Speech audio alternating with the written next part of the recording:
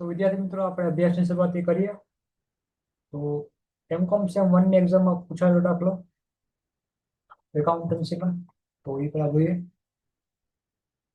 જેમાં એક વર્કમાં એક આપણને કે ભાઈ નીટ લિમિટેડની સ્થાપના એક ચાલુ ધંધો ખરીદી લેવા માટે કરવામાં આવે છે.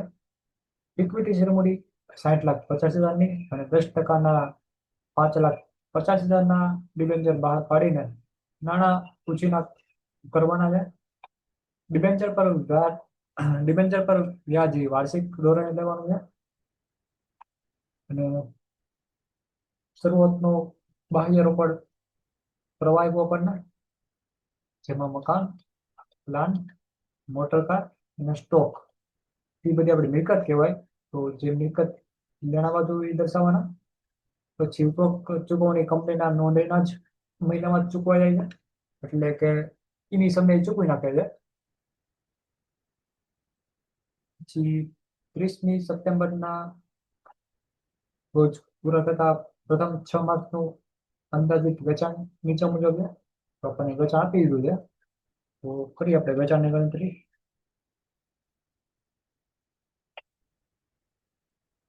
પહેલા વેચાણની ગણતરી કરીએ. આપણે 26મી જાન્યુઆરી છે.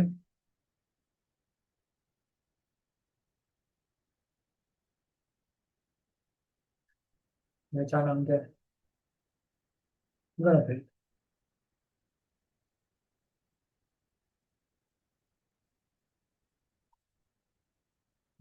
પહેલા વેચાણ માટે આપણને કીધું છે કે માર્ચ આપ્યા છે. પહેલા માર્ચ લઈએ.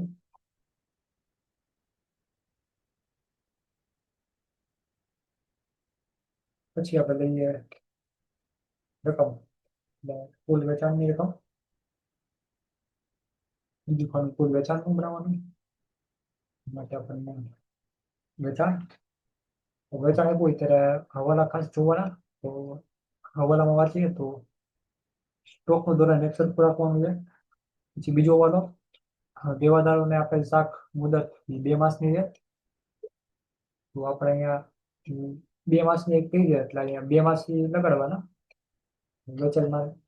વેચાણમાં આપણે 2 માસ.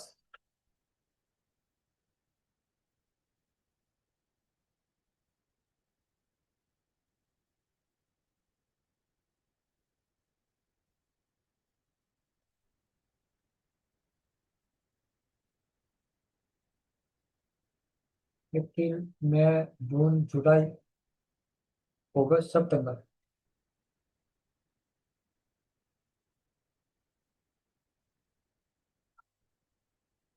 એપ્રિલ, મે, જૂન, જુલાઈ, ઓગસ્ટ,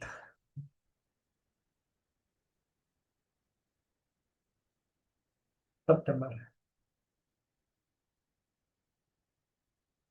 છેલ્લે કુલનું પણ નાખવાનું. તો છેલ્લે કુલ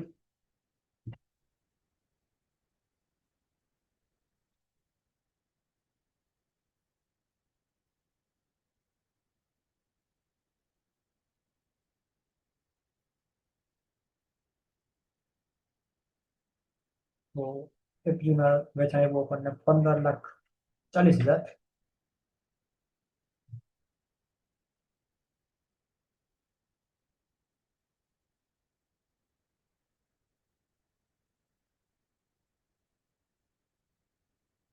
15,40,000.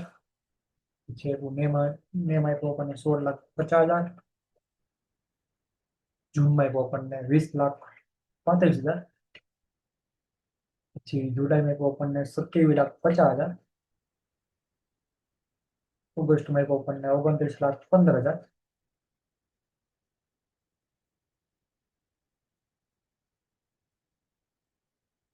સપ્ટેમ્બરમાં કેટલું છે? 30,80,000. 30,80,000 કુલ. ટોટલ નાખવાનું 1,39,70,000. એમાં 2 માસ છોડીને તમે કીધું છે આપણે એમાં. તો 2 માસ મૂકી દેવાના. એટલે કે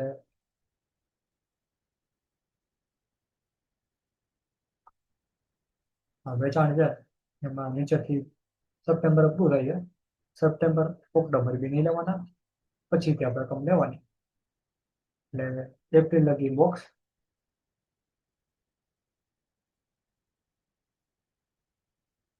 આવી રીતના.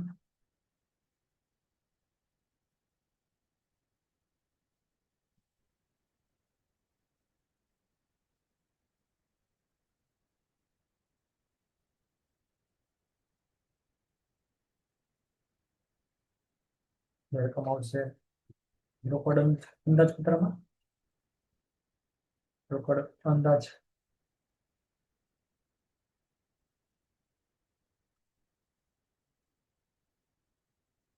પત્રમાં.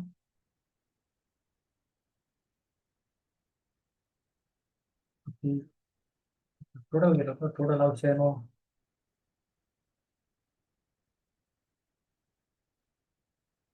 વેપાર ખાતામાં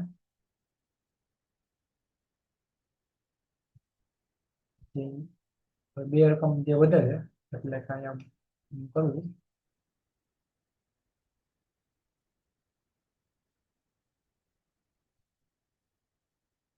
બે રકમ વધે છે એ આવશે મિલકત લેણા બાજુ.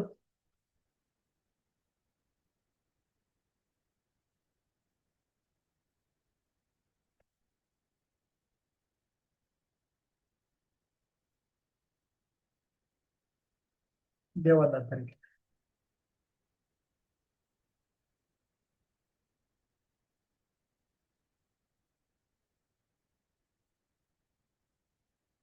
યાદ રાખવાનું. રોકડ અંદાજપત્રમાં પછી બે રકમ આવશે એ મિલકત લેણા બાજુ, અને છેલ્લું આવે એ વેપાર ખાતામાં. પછી આપણે વેચાણની ગણતરી કરીને ખબર આપણે. પછી આગળ વધીએ તો નંબર 2. તો પછી આપણને ખરીદીની કરવાની એવી ગણતરી. તો ખરીદીની ગણતરી, ખરીદી અને પગાર અને મજૂરીનો પગાર આપી દીધું છે. મજૂરી પગાર, મજૂરી પગાર ગણતરી.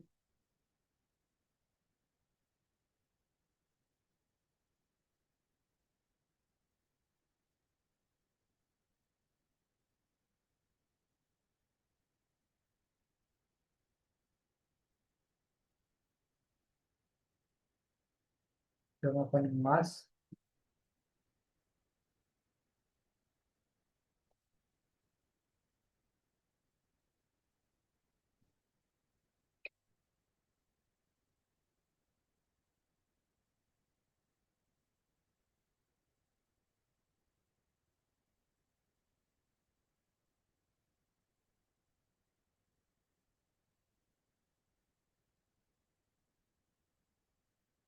આવશે આપણે હવાલા કોઈ છે.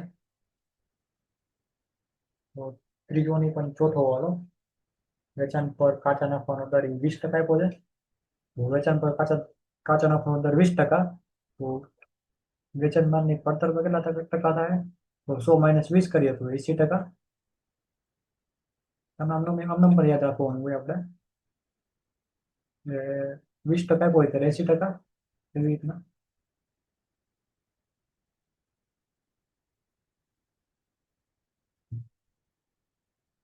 અને આપણને વેચાણ માલની પડતર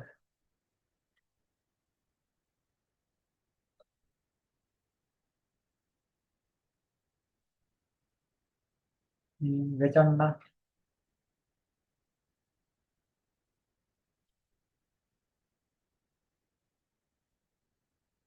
25% રકમ આવશે. તેમાંથી બાદ ખરીદી ખર્ચ કરી નાખીએ.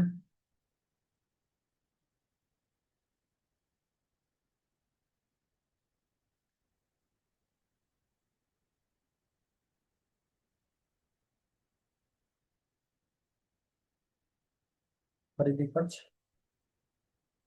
માંથી બાદ કરવાનું છે. કારણ કે આપણે હવારમાં આપ્યું મજૂરીના પગાર તો એ બાદ કરવાનો. ખરીદી ખર્ચ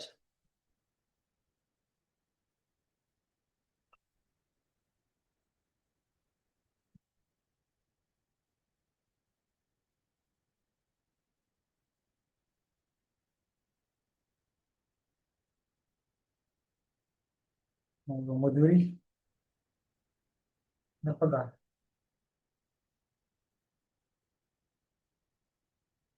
એક માસનો સમયગાળો આપ્યો આપણને કારણ કે છઠ્ઠો વાળો એમાં કીધું આપણને મજૂરીના પગાર ચૂકવવાનો સમયગાળો 1 માસ થાય. એટલે 1 માસનું લીધું આપણે.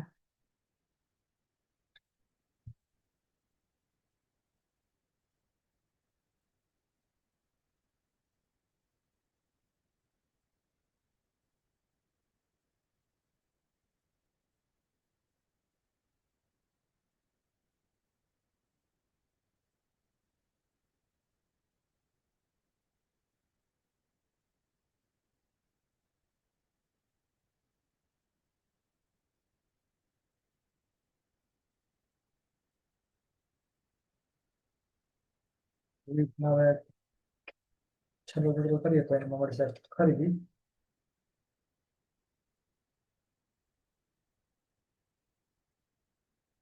ખરીદી માટે આપણને કઈ સમયગાળો આપ્યો છે તો જોઈએ તો ત્રીજો વાળો લેણદારોને આપેલ શાખ મુદત 1 માસ થઈ છે એટલે ખરીદી માટે 1 માસ.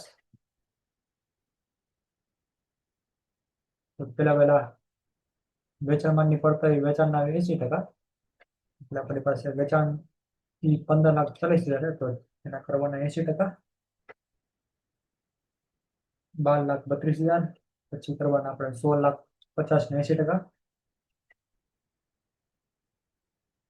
13,20,000 પછી કરવાના 20,35,000 ને 80%. 16,28,000 પછી કરવાના 27,00,000 ને 80%. 25,50,000 ને 80%. 22,00,000 પછી કરવાના 29,15,000 ના કરવાના 80%. 23,32,000. 30,80,000 કરવાના 80%. 24,64,000.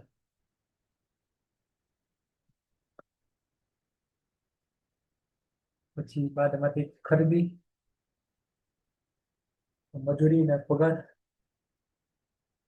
ખરીદીના ખર્ચ તરીકે હતું. તો જે માટે હવાલો વાંચવાના તો 5મો હવાલો મજૂરીનો પગાર પ્રથમ 3 માસ માટે 88,000. એટલે 3 મહિના માટે 28,000 આપવાનો પછીના બધા માસ માટે 1,04,500.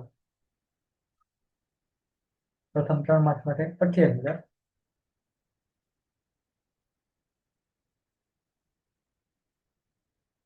પછીના માસ માટે 1,04,500.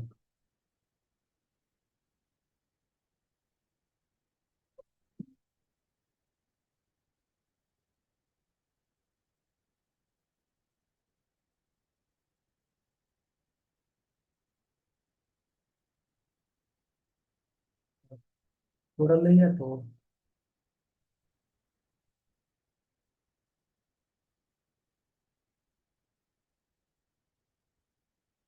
4,00,000 1,04,500 है.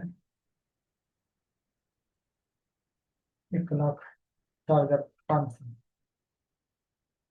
5,70,500 ટોટલ એનો આવશે. પછી ખરીદી આપણને મેળવી હોય તો આપણે માઇનસ નાખવાની તો બે રકમ માઇનસ કરી તો ખરીદી મળી જાય આરામથી.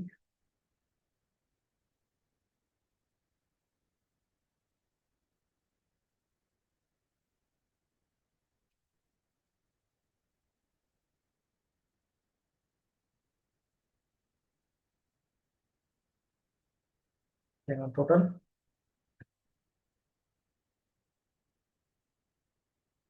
1,05,98,500.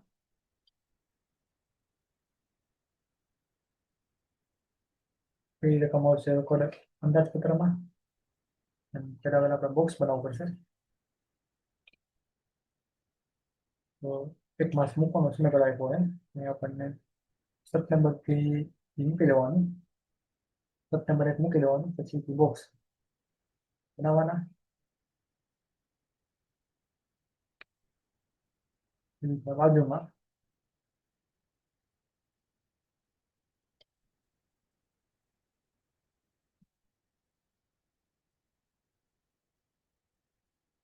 એવી રીતે બનાવવાનું.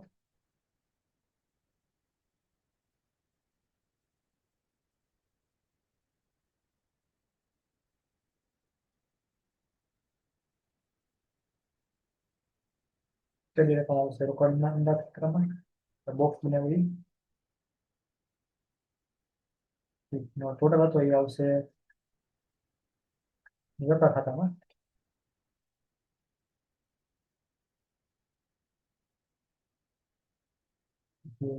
એક વચન રકમ વધે એ આવશે પાકા સર્વેમાં.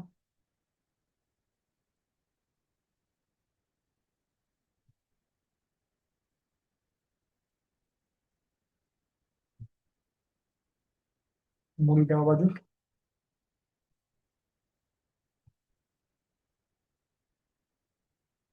મતલબ આખું સર્વે પણ બનાવવાનું પડશે.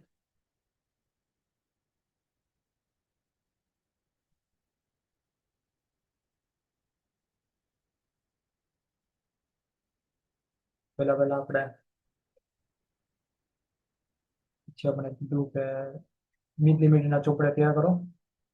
રોકડ અંદાજપત્ર 6 માસનું. પછી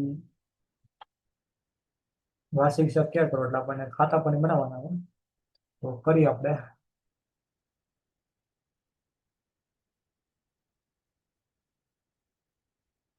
6 માસનું રોકડ અંદાજપત્ર.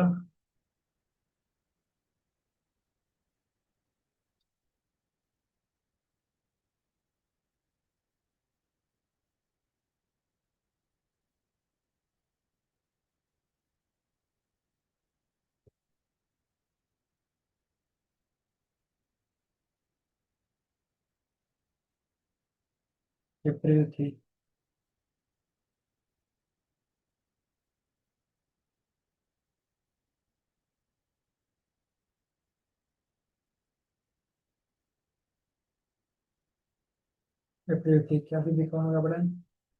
એપ્રિલથી સપ્ટેમ્બર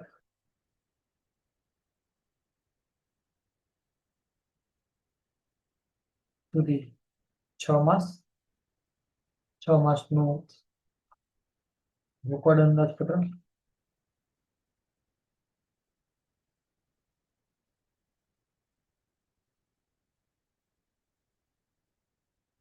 એ માટે આપણે આખા પેજમાં ક્યાં કરવાનું હોય?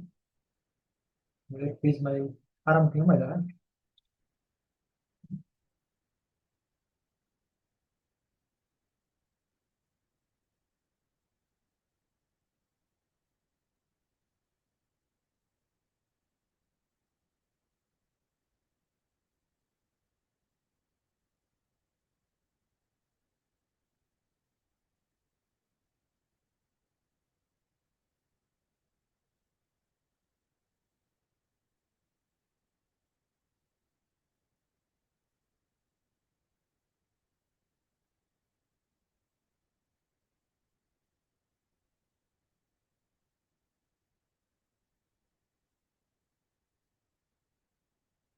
વિગત એપ્રિલ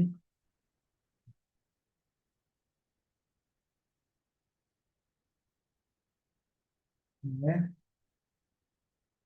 જૂન જુલાઈ ઓગસ્ટ સપ્ટેમ્બર.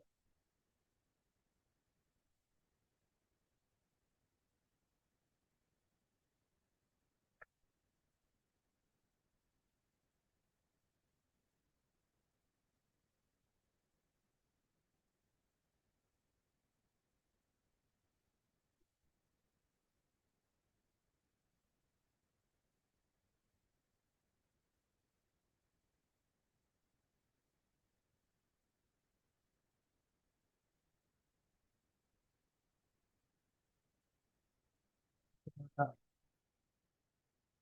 તો આપણે ખાતા પણ બનાવવાના હતા તો ખાતા પણ બનાવી નાખીએ. ખાતામાં આપણે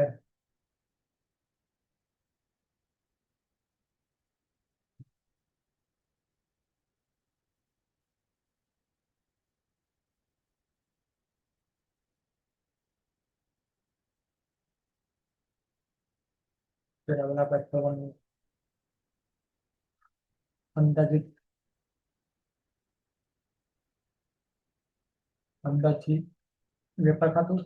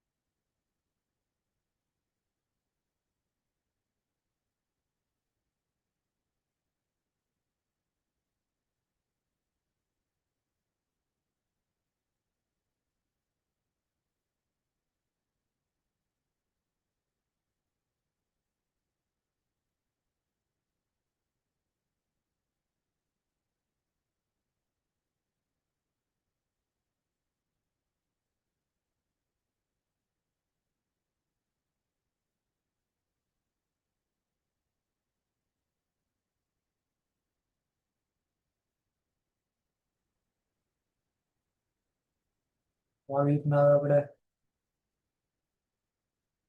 અંદાજિત નફાનું ખાતું તૈયાર કરીએ તો એ પણ આપણે અંદાજે આપણે અંદાજિત નફાનું ખાતું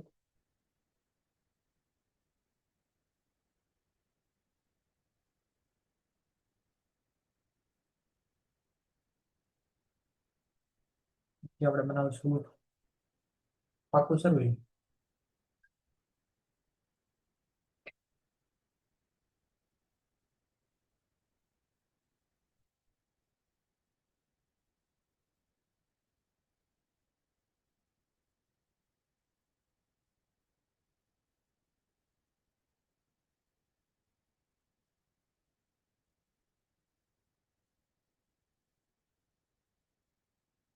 મૂડી દેવા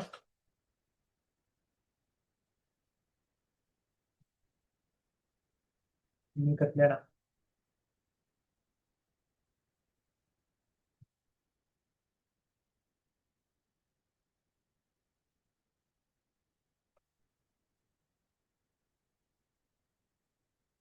એટલે એક પેજમાં આખું મળી જાય આરામથી.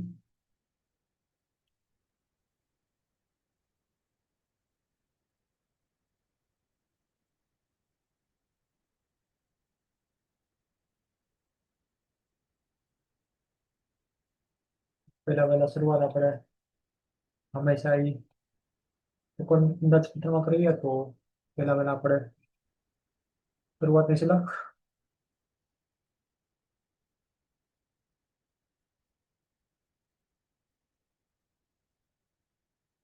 શરૂઆતની શિલક શરૂઆતની રોકડ શિલક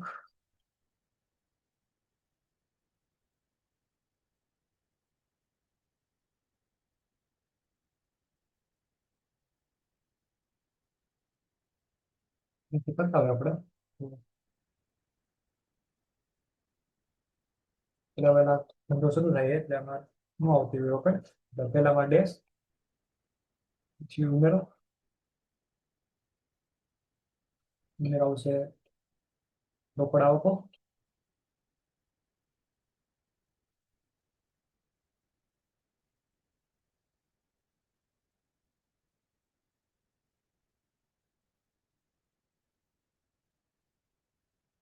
રોકડ આવકમાં પણ આપણે નંબર 1 પહેલા તો આપણને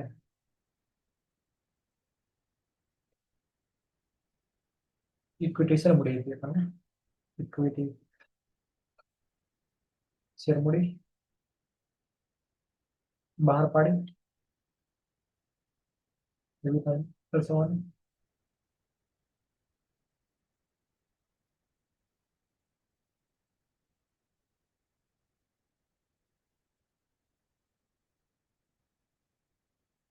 આની 60,50,000 60,50,000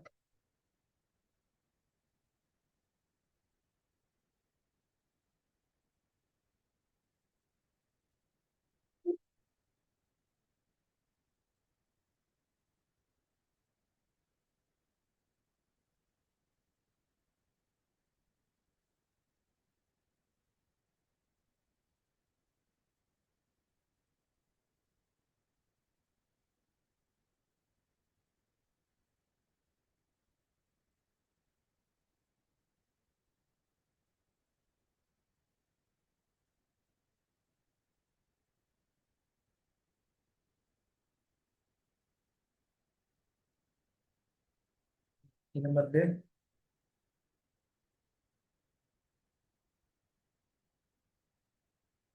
10% આપણને ડિબેન્ચર આપ્યા હતા, તો 10% ડિબેન્ચર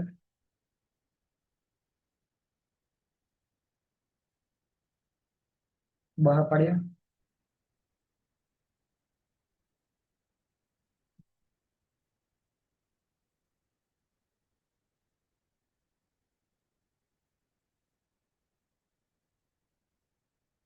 તમારી 5,50,000 બેની સર આપવાની, તો એ બી આવશે ઇક્વિટી શેર મૂડી, તો મૂડી દેવા બાજુ એમાં લખવાનું આપણે ઇક્વિટી શેર મૂડી,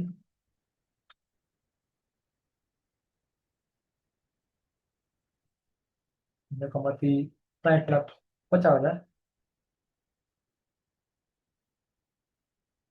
10%ના ડિવેન્ચર, 10%ના ડિવેન્ચર, રકમમાંથી 5,50,000, તો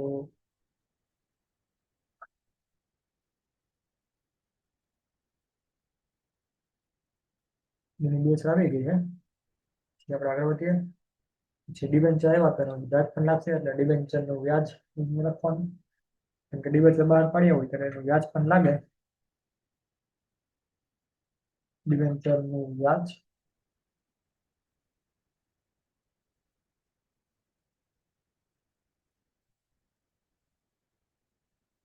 લેવા માટે આપણે 5,50,000 એને ગુણ્યા આપણને 10% આપ્યા હતા, તો 10% કરવાના, એને ગુણ્યા 6/12, એટલે 6 માસનું વ્યાજ હતું, 6/12 કરીએ એટલે રકમ આવી જાય 27,500 લખી નાખવાનું. 6 માસનું વ્યાજ, 6 માસનું વ્યાજ,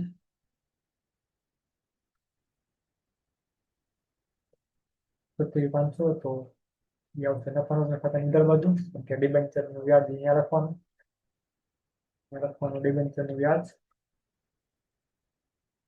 6 માસનું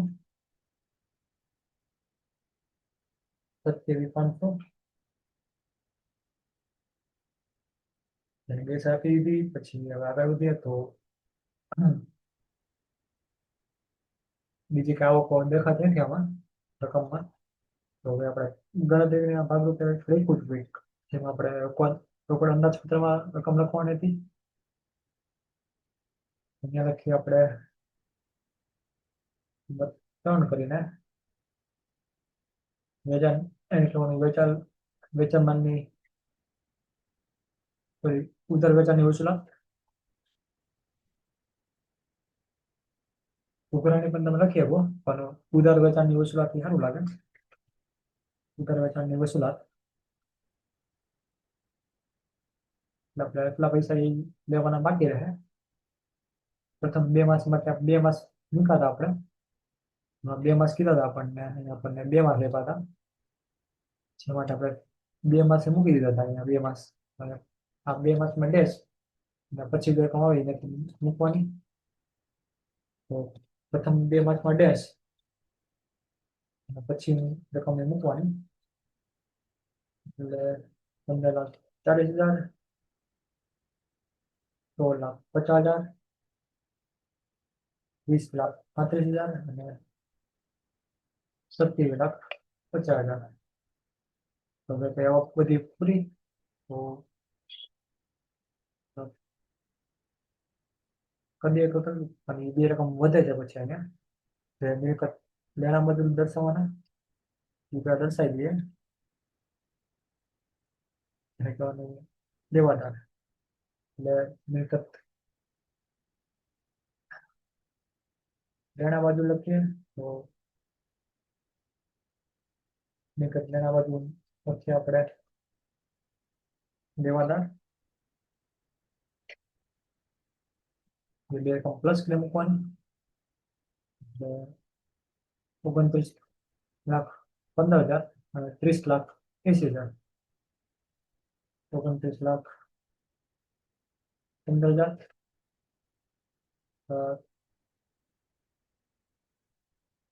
કેટલા હતા 30 લાખ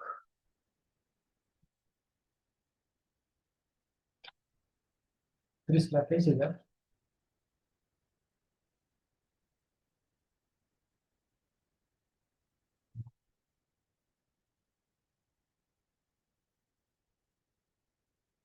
એટલે કે રકમ પ્લસ કરી નાખીએ તો 29,15,000 વત્તા 30,80,000,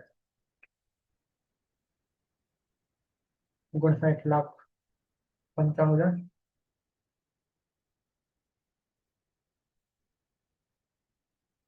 ને આપણે દેવાદાર પછી જે વિકલ્પ હતી વેપાર ખાતામાં, તો અહીંયા ટોટલ હતો આપણે. વેપાર ખાતાની કઈ બાજુ? તો વેપાર ખાતાની જમા બાજુ લખાય. તમે લખવાનું કુલ વેચાણ. કુલ વેચાણ કેટલું હતું? કુલ વેચાણ 1,39,70,000. પછી એવી રીતના આપણે ખરીદી પણ લખી નાખીએ તો એ પણ જ્યારે આવે ત્યારે લખીએ. અહીંયા આવક બધી એટલી હતી, તો અહીંયા આવક બધી પૂરી એટલે ટોટલ લઈએ તો ટોટલ નાખીએ તો આવકનું ટોટલ લઈએ તો કુલ અંદાજિત રોકડ આવકો આપણે એનો અર્થ થઈએ તો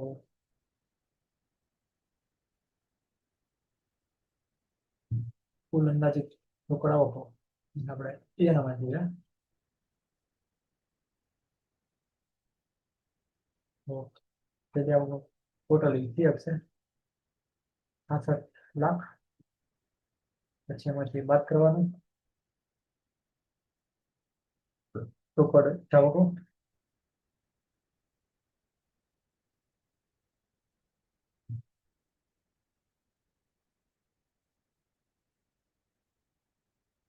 બધી આવકો લખવાનું પેલા પેલા નંબર 1 તરીકે આવશે. આપણને હવાલામાં આપ્યું હતું, હવાલામાંથી લેવાની તો પેલા પેલા મકાન, પ્લાન્ટ, મોટર કાર એ બધી. નંબર 1 મકાનની ખરીદી. મકાનની ખરીદી કરી એટલે પૈસા જાય એટલે આવક મકાનની ખરીદી.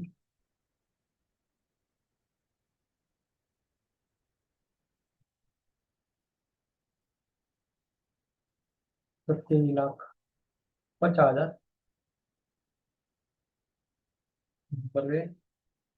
પ્લાન્ટ પ્લાન્ટની ખરીદી. પ્લાન્ટની રકમ હતી 11 લાખ. નંબર 3 મોટર કારની ખરીદી. મોટર કારની ખરીદી 5,50,000. સ્ટોક તો સ્ટોકની ખરીદી. સ્ટોક માટે હવાલો પણ હતો. સ્ટોકનું ધોરણ 1 સરખું એટલે 2,60,000 સ્ટોક હતો. આ બધાની બીજે સિવાય આપવાની. તો બીજી અસર આવશે આપણે ખાતા બનાવ્યા એમાં. તો પેલા મિલકત લેણા બાજુ કે આપણે બધી મિલકત કહેવાય તો મકાન.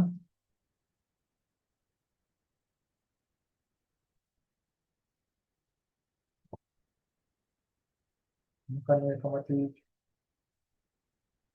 36,50,000. પછી પ્લાન્ટ.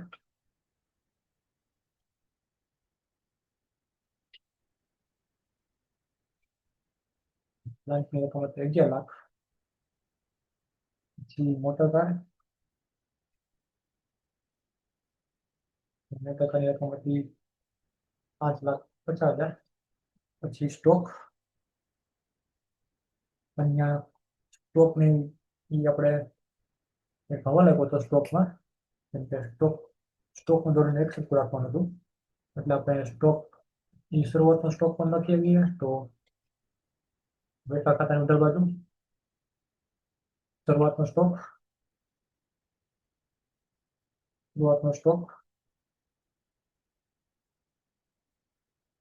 6,60,000 એ જ આપણો આખર સ્ટોક થાય. કેમ કે શરૂઆતનો સ્ટોક એ આપણા માટે આખર સ્ટોક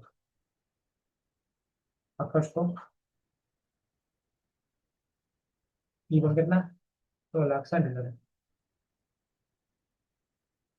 પછી આપણે હવાલામાંથી લઈએ તો હવાલામાંથી જાવક તરીકે મારી આપણને પેલા આપણે અહીંયા આજે રકમ હતી બધી લખીએ આપણે. તો પહેલા આપણે ગણતરી કરીએ તો મજૂરી પગારની ગણતરી કરી હતી. તો નંબર 5 મજૂરી પગાર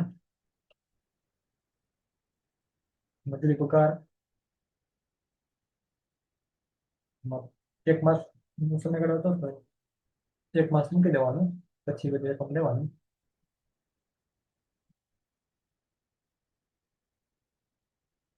મજૂરી પગાર થાય 88,000 અને 2 માસમાં લેવાના 1,04,500 1,04,500. અને જે આ 1,04,500 વધતા હતા એ પાકા સમયમાં લખવાનું. તો એ રકમ લખવાની આપણે 1,04,000 લખવાની, મૂડી દેવા બાજુ લખવાની. તો લખીએ આપણે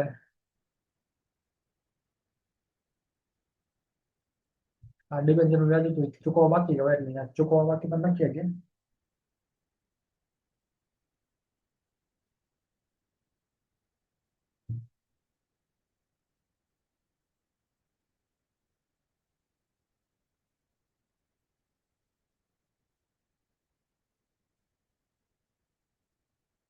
મજૂરી પગાર અને મજૂરી પગાર શબ્દ ન આવે કેમ કે 1,04,000 કેવું પડે આપણે ચૂકવવા બાકી મજૂરી પગાર.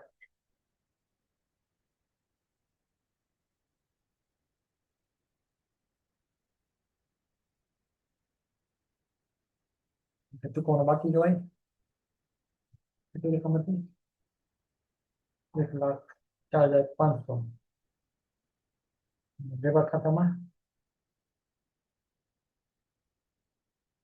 ટોટલ જવા દેવાનો. તો વેપાર ખાતાની ઉધર બાજુ લખવાનું આપણે કુલ ખરીદી આપણી પાસે હતી 5,77,500. કુલ ખરીદી હતી, સોરી કુલ ખરીદી નહીં પણ ત્યાં કુલ ખરીદી આવશે કેટલી હતી કુલ ખરીદી 1,05,98,000. અને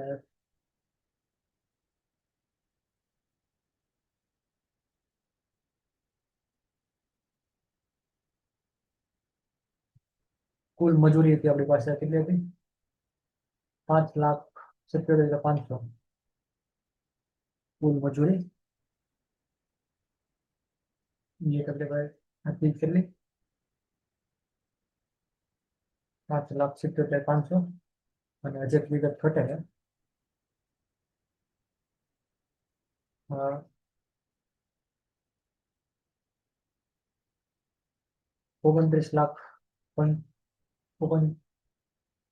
23,59,500 એ રકમ જવા દેવાની પાકા સભ્યમાં મૂડી દેવા બાજુ. એને લખવાનું લેણદાર કહેવાય.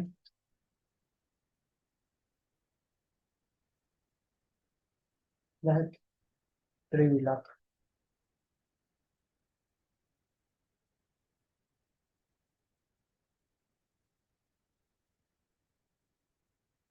53,59,500 ને પણ લેણદાર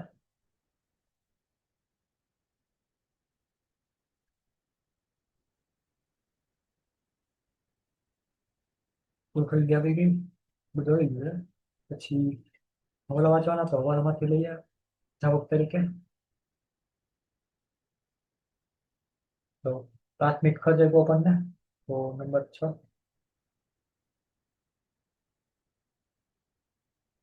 પ્રાથમિક ખર્ચ.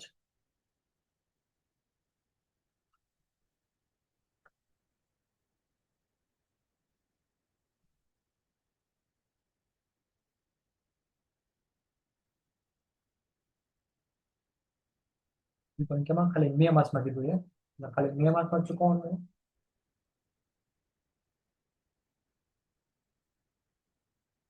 મે માસમાં કેટલા કહેતા?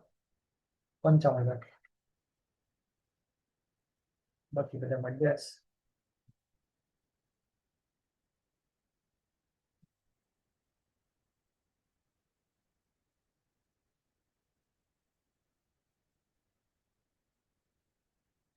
પ્રાથમિક ખર્ચ આવી ગયું. પછી હવે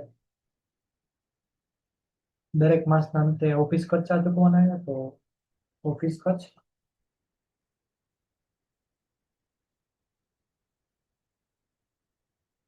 દરેક માસ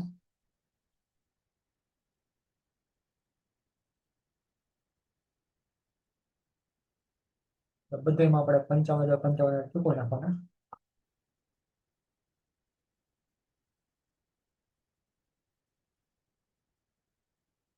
ઓફિસ ખર્ચમાં બધામાં 55,000 55,000.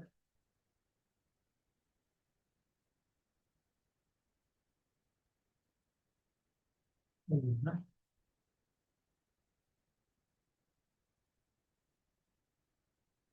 ઓફિસ ખર્ચની બીજી શરત આપવાની એ આવશે ઓફિસ ખર્ચા. એ હવે નફા નુકસાન ખાતાની અંદર બાજુ આવશે. તો એ લખવાના ઓફિસ ખર્ચ.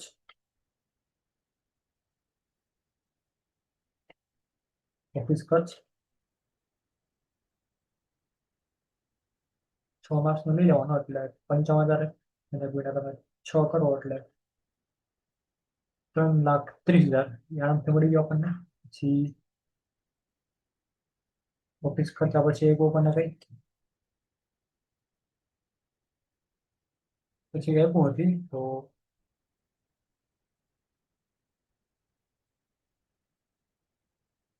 પછી આપણે આમાંથી લેવાનું. આમાં આપણને એ કંઈક આપ્યું હતું, રોકડ અંદાજપત્રમાં લખવાનું હતું.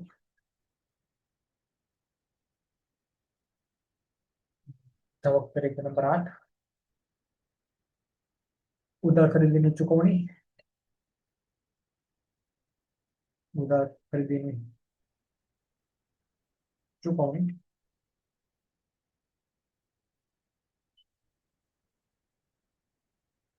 બધી ખરીદીની ચૂકવણી કરે છે. એટલે પ્રથમ એક માસમાં ડેશ ખરીદી માટે 1 માસ કીધું તો આપણને બધી રકમ આપી છે. એક જ લેવાની. જેવી રીતે મજૂરી પગાર ચૂકવા હતા આપણે એવી રીતના હવે આવી રીતના હવે આ ચોપડે નાખીએ. તો 11,44,000, 12,32,000, 14,40,000, 20,55,000 અને 22,27,500. અને છેલ્લી જે રકમ મળી હતી આપણે લઈ પાકા સમયમાં મળી તેવા બાજુ લેણદાર તરીકે લખવાનું.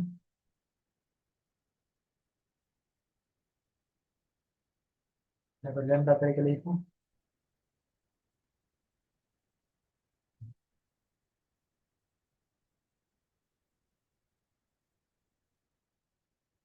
પછી બધી જગ્યાએ આવી ગઈ. તો ટોટલ લઈએ તો ટોટલ કહેવાનું કુલ અંદાજિત રોકડ જાવકો.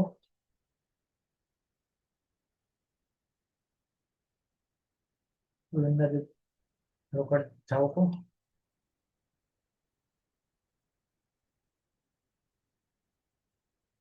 બી નામ આપવાનું.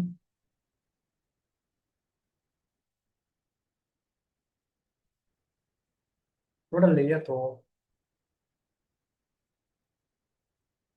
51,15,000, 13,42,000, 13,75,000, 16,83,000, 22,55,000, 23,00,000, 23,00,000, 83,000. પછી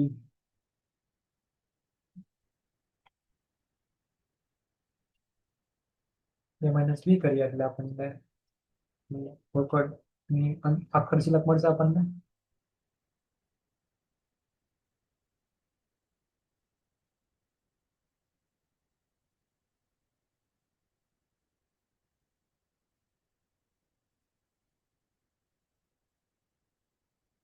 ફાઇનલ ટોટલ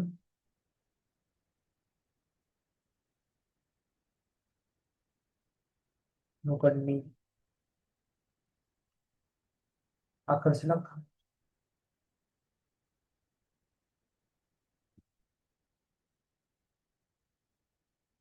જેવી મળશે આપણને એ માઇનસ બી. એટલે મને રોકડની આખર શિલ્લક મળી જાય.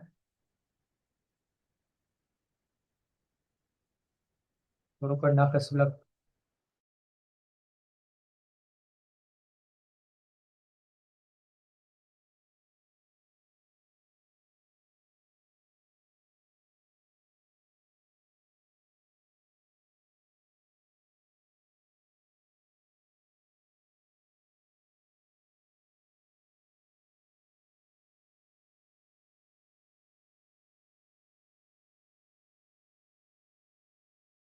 પછી એ માઇનસ બી કરીએ તો 66 લાખ માઇનસ 51,15,000 એટલે 14,85,000. તો બીજા આપણી શરૂઆતની શિલ્લક 14,85,000. બીજા આપણા માટે મે મહિનાની આઉટ તરીકે. તો એ માઇનસ બી કરીએ તો 1,43,000. ટોટલ લઈએ તો 16,83,000. તો 16,83 માઇનસ 13,75,000 3,08,000. એટલે જુલાઈની શરૂઆતની એનો ટોટલ લઈએ તો 16,58,000. પછી 19,58,000 માઇનસ 16,82,000 એટલે 2,75,000. પછી એ આપણા માટે ઓગસ્ટની શરૂઆતની એનો ટોટલ 23,10,000. તો 23,10,000 માઇનસ 22,55,000 એટલે 55,000. 55,000 એ આપણા માટે શરૂઆતની સપ્ટેમ્બરની. તો એનો ટોટલ 28,05,000. 28,05 માઇનસ 23,87 એટલે 4,18,000. 4,18,000 ની આપણે અસર આપવાની.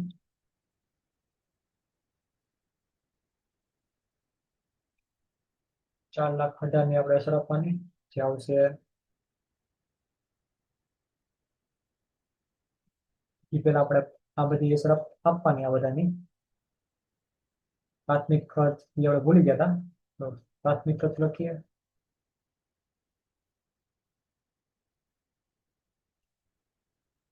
પ્રાથમિક ખર્ચ કેટલો હતો? 55,000. પછી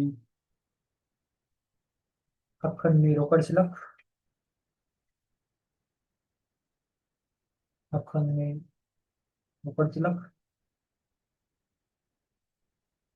કયા માસની હતી? ઓકે, સપ્ટેમ્બરની. તો સપ્ટેમ્બર 4,18,000. પછી બધી વિગત આવી ગઈ છે. તો ખાતા કરી નાખવા બંધ આપણે. તો પહેલા અંદાજિત વેપાર ખાતું બંધ કરીએ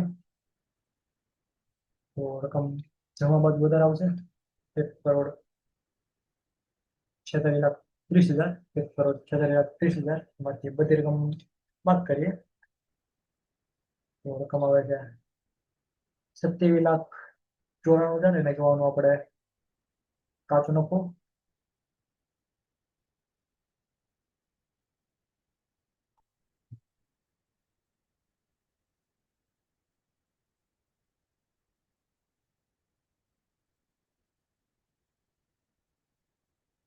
વેચાણનો કાચો નફો,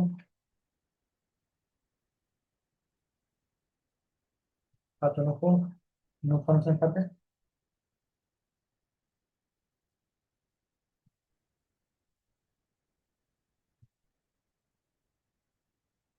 લઈ જવાનું હોય.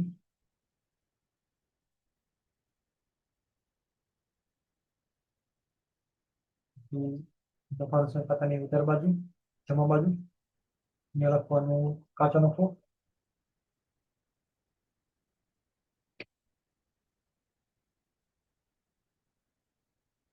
વેપાર ખાતેથી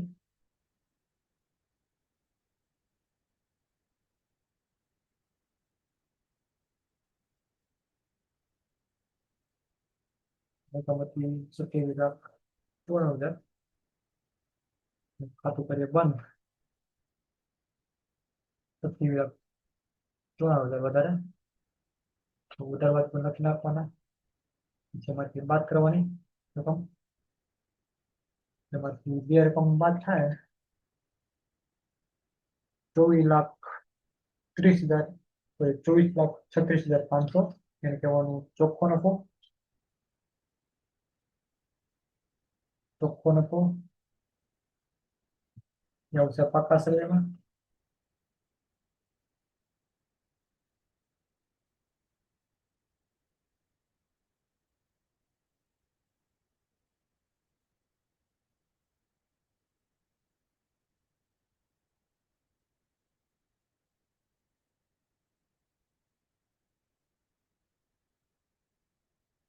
આખું શરીર બંધ કરીએ એ પહેલા આપણે ચોખ્ખો નફો નાખવાનો છે. તો મૂડી દેવા બાજુ લખીએ નફાનું સંખ્યા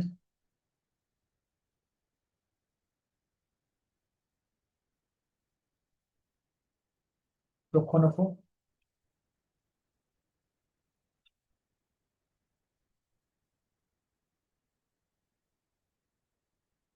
તો 24,36,500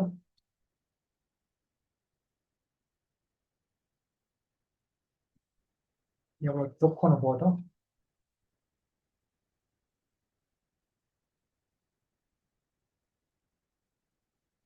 ખાતું કરીએ બંધ એટલે ખાતું જબર થઈ જવું જોઈએ, અન્યથા આપણો દાખલો ખોટો પડે.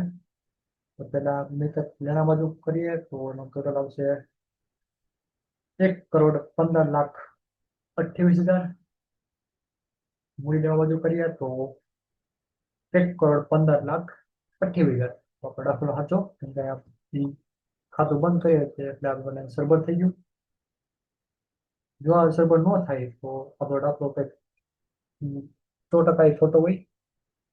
એવું ન થાય પેલા આપણે ખાસ કરીને બધા અહેવાલોમાં ધ્યાન રાખવાનું. ઘણી વાર બધા વિદ્યાર્થીઓ ભૂલ કરતા હોય, જેમ કે અહીંયા કઈ આવક કહેવાય, કઈ જવક કહેવાય. તો આપણને આવક તરીકે ઇક્વિટી શેર મળી હતી, ડિબેન્ચર પાછા એ આપણે આવક કહેવાય. એટલે પૈસા આપણે આવતા હોય એ આપણે આવક કહેવાય. ને જાવક તરીકે એટલે આપણે પૈસા જાય એટલે આપણે મકાનની ખરીદી કરી તો પૈસા જાય. પછી પ્લાન્ટની ખરીદી એટલે પૈસા જવાના. મોટર કાર એની ખરીદી કરી તો પૈસા જાય આપણા. પછી સ્ટોકની ખરીદી કરીએ તો પણ જાય. પછી મજૂરી પગાર પ્રાથમિક ખર્ચ એ બધે રીતે જાવક કહેવાય. એ જગ્યાએ આપણને હવાલામાં આપી હતી. પછી ઓફિસ ખર્ચ એ પણ આપણે જાવક કહેવાય. ઓફિસ ખર્ચ એ આપણે નફાનું સંખ્યા ઉધાર બાજુ દર્શાવતા હોઈએ, જેમ કે આપણે આમાં દર્શાવ્યા ઓફિસ ખર્ચ.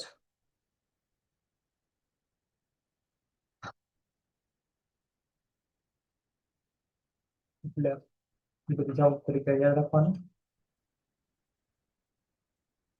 બાકી તો કઈ દાખલામાં કઈ છે નહીં. ગણતરી છે અને આવડી જાય છે મને. તો આજે અહીં સુધી રાખીએ. બાકીનું આપણે કાલે